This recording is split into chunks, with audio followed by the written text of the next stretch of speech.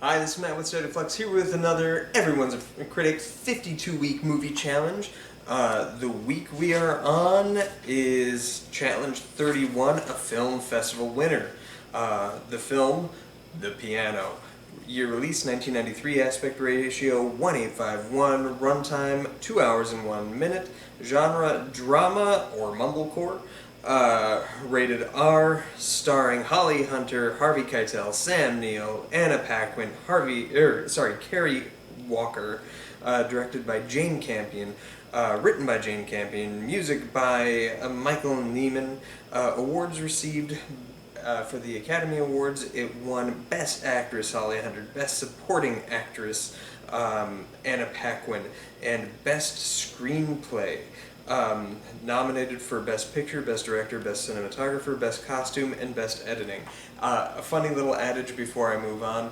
As I was watching the film, I was like, I bet you this was like the type of Oscar bait film that got nominated for everything. The only one that I would say does not deserve a nomination would be editing, but I could see everything else getting nominated. Sure enough, it ran down the gamut, including editing, and I was sitting there when I read that stupefied, because I thought the editing in this seemed very amateurish. But I digress. Why did I choose this particular film? I was lent it from a coworker, so shout out to Mackenzie if you are watching this. Thank you for letting me borrow The Piano. Have I seen this movie before? No, I have not. And would you recommend this film? Why or why not? Yes, it's a very good movie. I have only seen one other Jane Campion film, and that is The Power of the Dog. I prefer this film heavily to Power of the Dog, though I did like that movie as well. She has a style of filmmaking that probably would fit in with the whole mumblecore thing. However, she very much has a lot more polish to her films than a traditional mumblecore, plus the monetary value of the films is increased by having these huge stars, which you don't often get with most mumblecore films. So it's sort of mumblecore adjacent. However, she has this quality of letting life just kind of unfold in front of the camera. There's no real guide or flow to how life will serve the story, for the story is very on the back burner. It's more just concerning you with the characters, their day-to-day, how they interact, and how that will ultimately come to that character's resolution by the film's narrative end.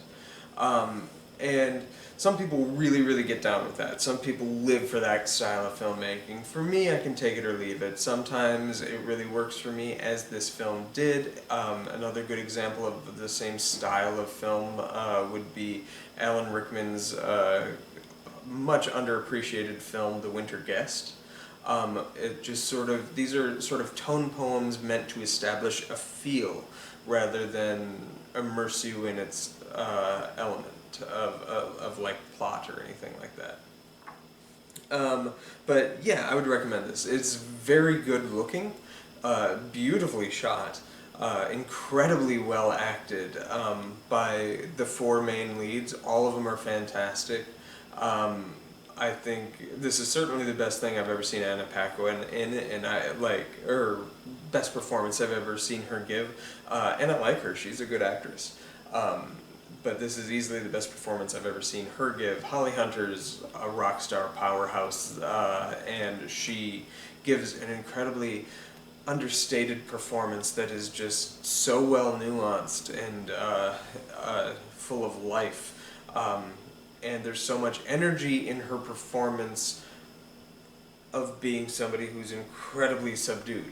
There's not energy in her actions or energy in her focus. There's energy in her eyes and how she conveys communication. At the end of the day, this is a film about marital communication. Somebody who's completely unwilling to work with somebody, and the man that she finds who is willing to communicate with her through the use of her piano and the keys. And I appreciated that. It's a good film. Highly recommend. Moving on, which character were you most able to identify with or connect with, and in what way? I would say I really like the Anna Paquin character, the daughter, who's just trying to make sure her mom's in a good place, well cared for, well respected. And I like that she gives a really believable performance as a young Scottish girl, which she, is not.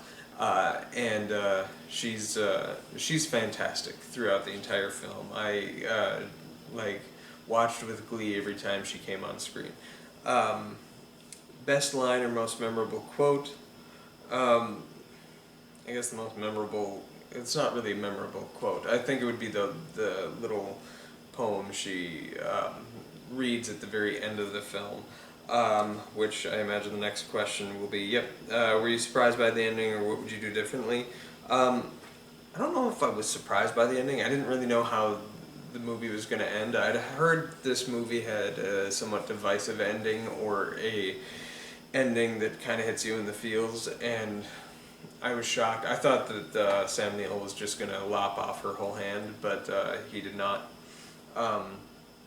He just went for a finger. So I was kind of shocked in that, but then I was really disturbed to see her let herself go down with her piano.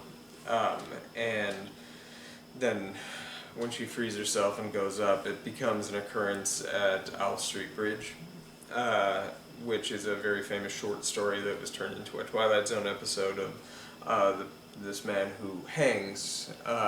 It gets hung, and he has this flight of fancy where he escapes the hanging and goes running for his life, only to find out that that whole flight of fancy was just happening as he was falling with the noose around his neck. And this kind of follows that same general concept. And I would like to think she escaped and got her happily ever after with her daughter and with Harvey Keitel, and was able to escape what happened to her with Sam Neill. But I think the movie also kind of ends in a way where the firm reading is she never did. She did go down, and as she was dying, developed this beautiful fantasy in her head.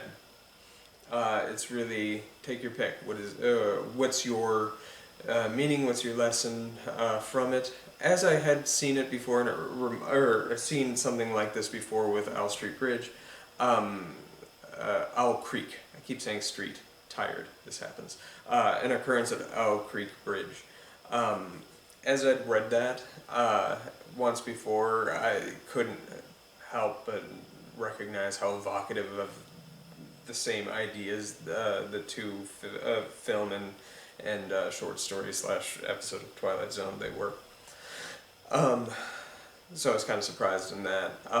Does the ending fit the film? I think it does. I liked it. It's probably one of the stronger points of the film, which is saying something. It's quite a good film. But I'm mumbling. I do that. I babble. Moving on. Let's babble on, everybody. Which film festival award did this film receive? I wrote that down, assuming this was going to be a question. This was the Palme d'Or winner for 1993 for Jane Campion. She became the first female to win the Palme d'Or, as well as being the first woman nominated for Best Director at the Academy Awards, and just this past year won the Best Director for Power of the Dog. So there you go. What did you like about the film?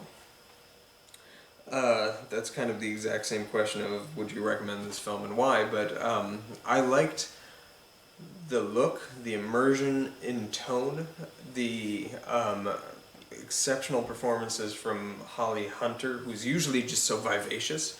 Here she was able to get that vivacious quality but do it exclusively through her eyes, and I really appreciated that. She played a mute woman insanely well, and I liked the voice she put on in the very beginning and end of the film.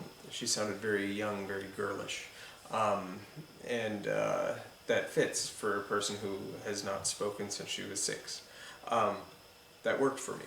I really liked Harvey Keitel is always a good actor. This is the most reserved I've ever seen him. I'm used to him in things like Reservoir Dogs or Bad Lieutenant, where he gives very kind of erratic performances. But this was more along the lines of one of my favorite performances of his. My favorite Harvey Keitel performance comes from Dusk Till Dawn, where he's just playing a nice, simple, quiet guy. And he kind of embodies that in this. While also having sort of like this quality of sort of romance novel cover guy with the long billowy hair and the chiseled body, but it's like Harvey Keitel chiseled. It's kind of interesting. Anyway, I'm babbling once more. Let's move on. Is there anything you would have done differently with the film? I didn't like the editing. I think there's scenes that it could have lingered longer on expressions or focused more on Holly Hunter's eyes or communication with her hands.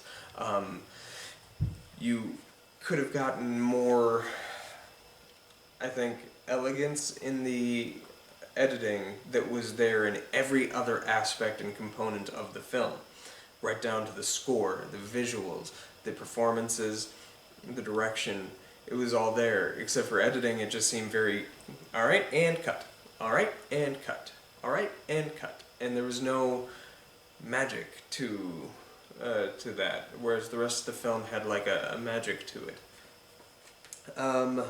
Anything else I would like to add? I will never not be gobsmacked at sudden Harvey Keitel nudity. It happens more often than you'd expect. And when it happened here, I was just like, well, there he goes again. This dude just drops trow at the drop of a hat. And you know what? I respect it. Sudden Harvey Keitel nudity is a thing that happens in my life, and I can't wait to see what the next Harvey Keitel movie where it just suddenly happens to me again.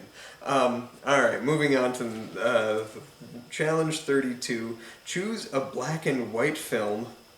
Sweet. Can't wait to choose a black and white film. Good times. There's plenty of great black and white films. I just think that's such a weak sauce kind of challenge. But I will do it. I think I have one kind of picked out that I've never seen before. I've heard really good things about, so I'll maybe give that one the go-ahead. Anyway, thanks for watching. Like, subscribe, do all that. Have you seen the piano? What did you think of it? Drop that down in the comments down below. And what sudden Harvey Keitel nudity really got you? This one was sudden and amusing to me. So write that down in the comments down below as well. Thanks for watching. Peace.